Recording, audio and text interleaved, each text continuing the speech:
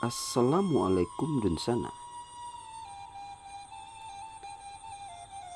Sebagai sebuah negara kecil, Singapura bisa dibilang sebuah permadani.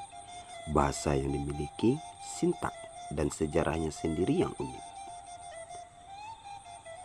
Beberapa sudah terancam punah dan yang lainnya terus berkembang. Tak terkecuali adalah orang-orang Minang yang sudah berada di sana jauh sebelum Singapura merdeka. Anggota Dewan Legislatif Melayu pertama di Singapura dalam pemerintahan kolonial dan juga wartawan Eunos Abdullah adalah orang Minang. Begitu juga Presiden pertama Singapura, Tuan Yusof Ishak, dan komposer lagu kebangsaan Zubir Said juga berasal dari Minangkabau. Salah satu alasan dibalik keberhasilan masyarakat Minang yang relatif kecil di sana karena jiwa merantau. Ketika laki-laki Minang meninggalkan ranah Minang untuk mengadu nasib di rantau negeri seberang.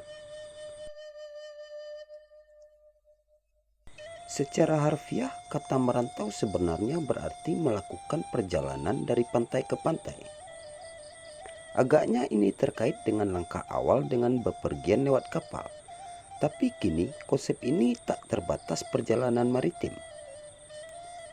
Tak dipungkiri juga, tradisi merantau ini juga berjalan seiring dengan karakteristik masyarakat Minangkabau yang matrilineal, di mana tanah dimiliki dan diwariskan kepada pihak perempuan. Masyarakat Minangkabau berpusat pada suku, dan orang-orang harus menikah di luar suku-suku masing-masing secara adat dan tidak dibolehkan kawin sesama suku. Karenanya diaspora Minang nyaris ditemukan di banyak wilayah. Baru-baru ini, dalam acara yang diadakan diaspora Minang, kami sempat bertemu dengan sejumlah warga Minang di Singapura. Marina Rahim, seorang dosen di sebuah perguruan tinggi di Singapura, mengatakan akar saya berasal dari Sumatera Barat, Penang, dan Kedah. Dan ayah saya kebetulan lahir di Singapura. Marina adalah keturunan generasi ke-6 dari Datuk Jenaton Raja Labu, seorang bangsawan Minangkabau yang meninggalkan ranah Minang menuju Penang pada tahun 1749, dan seorang putri dari Menteri Senior Negara dan diplomat Abdul Rahim Ishak, saudara laki-laki almarhum Yusof Ishak. Pekerjaannya di industri perhotelan membawanya ke Jakarta. Ia kerap mendendangkan tembang-tembang lagu Minang seperti Ayam dan Lapeh yang sudah melegenda.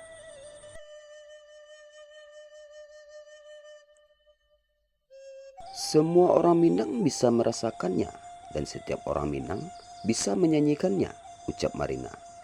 Almarhum Pak Abdul Rahim juga mewariskan cita rasa masakan Minang dengan cita rasa dataran tinggi seperti pakis. Rendang sangat juga ada di Melayu, tapi rendang Minang adalah yang asli. Begitu juga sate Padang, ujarnya. Alih-alih dicelupkan ke dalam bumbu kacang, sate Padang dicirikan dengan kuah kental yang dituangkan di atasnya.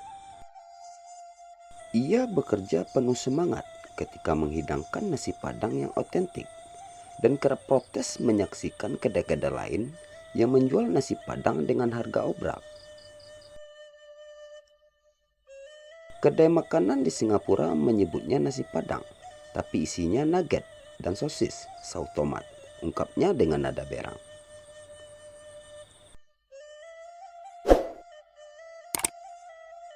Kawasan Kampung Glam adalah pusat masakan Padang di Singapura. Orang-orang tua dan juga tokoh-tokoh masyarakat sering datang ke sana sekalian untuk menjaga silaturahmi.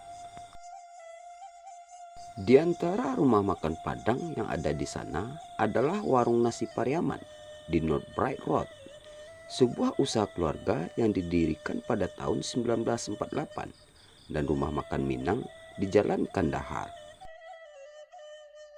Karena keluarganya sudah lama meninggalkan Sumatera Barat, Marina tidak tumbuh dengan berbicara bahasa Minang. Orang tuanya menggunakan bahasa Inggris di rumah. Saya lebih suka belajar bahasa Jepang, serunya. mengapa saya belajar bahasa Minang? Siapa yang akan saya ajak bicara? Komunitasnya sangat kecil.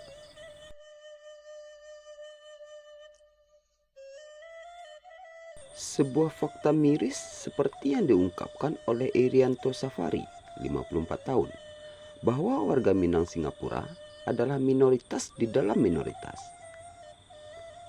Ia adalah generasi ketiga, insinyur, dan selama 15 tahun menjabat sebagai Presiden Singapura Minangkabau Asosiasi SMA yang didirikannya bersama teman-teman lain pada tahun 1994. Banyak anak Minang belajar bahasa Melayu di sekolah. Bahasa ini mirip. Misalnya, kata yang diakhiri dengan A dalam bahasa Melayu biasanya diakhiri dengan O dalam bahasa Minang. Ada pengecualian. Kelapa dalam bahasa Melayu, kata Pak Irianto, bukanlah kelapo dalam bahasa Minangkabau, melainkan karambie. Kehalusan bahasa seperti aksen berbeda di kalangan diaspora Minang.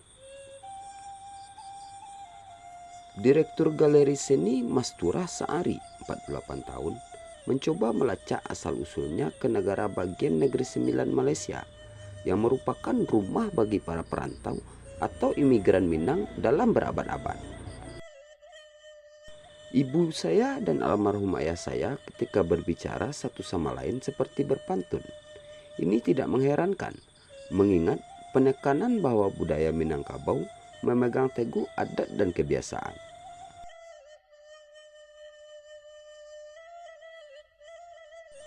Menurut salah satu pendiri SMA, Marah Hussein Salim, 60 tahun, yang juga seorang manajer senior perusahaan konsultan, bahwa budaya Minang itu berdasarkan adat Basendi Syarak, Syarak Basendi Kitabullah, yang berarti tradisi berdasarkan syariah dan syariah berdasarkan Al-Quran. Untuk meringkas, etos Minangkabau itu memisalkan perkawinan praktik-praktik matrilinear, peralihan harta pusako dengan hukum waris Islam. Aspek adat lainnya termasuk penggunaan gelar untuk menunjukkan rasa hormat. Marah Hussein memiliki banyak nama untuk teman-temannya. Misalnya dia dipanggil Uda Bob. Uda berarti kakak laki-laki, sedangkan Uni adalah pendanaan feminimnya. Seorang wanita yang lebih tua dapat disebut Ete atau Bibi, berlawanan dengan kata bahasa Indonesia yaitu tante. Namun ketika Marah Hussein kembali ke kampung asalnya di Sumatera Barat, gelar sukunya adalah Sultan Rangkayobasa, seorang yang berkarakter tinggi.